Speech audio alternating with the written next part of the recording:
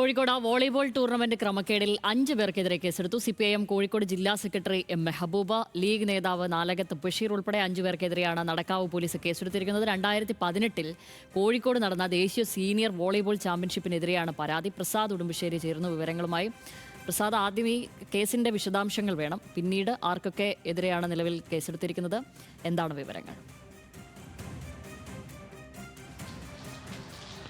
ഷാമിലി, ഈ കേസിന് ആസ്പദമായ സംഭവം നടക്കുന്നത് 2018-ലാണ്. 2018-ൽ കോഴിക്കോട് നടന്നിട്ടുള്ള ദേശീയ സീനിയർ വോളിബോൾ ചാമ്പ്യൻഷിപ്പുമായി ബന്ധപ്പെട്ടുകൊണ്ട് അന്നത്തെ സംഘാടക സമിതി ഫണ്ട് വിനിയോഗം നടത്തിയതിൽ വലിയ ക്രമക്കേട് നടന്നു എന്ന് പറഞ്ഞ് വലിയ പരാതി ഉയരുന്നു.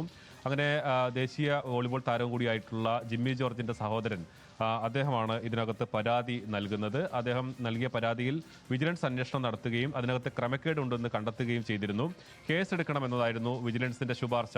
2025-ലാണ് അത്തരമൊരു ശുപാർശ വിജിലൻസ് നൽകിയത്. പക്ഷേ പിന്നീട് ഒരു നടപടിയും ഉണ്ടായില്ല എന്നുള്ളതാണ്. കഴിഞ്ഞ ദിവസം വീണ്ടും ഇതുമായി ബന്ധപ്പെട്ടുകൊണ്ട് സെബാസ്റ്റ്യൻ ജോർജ് പോലീസിൽ പരാതി നൽകുകയും ഇന്നലെ കോഴിക്കോട് നടക്കാവ് പോലീസ് 5 പേർക്കെതിരെ, അതിനകത്ത് ഒന്നാം പ്രതി മുസ്ലിം ലീഗ് നേതാവും ഇപ്പോൾ പെരിന്തൽമണ്ണ മുനിസിപ്പാലിറ്റിയിലെ കൗൺസിലറുമായിട്ടുള്ള നാലകത്ത് ബഷീർ, രണ്ടാം പ്രതി സി സത്യൻ, മൂന്നാം പ്രതിയാണ് നിലവിൽ സിപിഐഎം ജില്ലാ സെക്രട്ടറി ആയിട്ടുള്ള മെഹബൂബ്, അതോടൊപ്പം അഹമ്മദ് കുട്ടി, മൊയ്തീൻ കോയ തുടങ്ങി 5 പേർക്കെതിരെ, സംഘാടക സമിതിയിലെ 5 പേർക്കെതിരെയാണ് കേസ്. ഇതിൽ തദ്ദേശ സ്ഥാപനങ്ങളിൽ നിന്നുൾപ്പെടെ ഈ ചാമ്പ്യൻഷിപ്പിന് വേണ്ടി ഫണ്ട് പിരിച്ചിരുന്നു.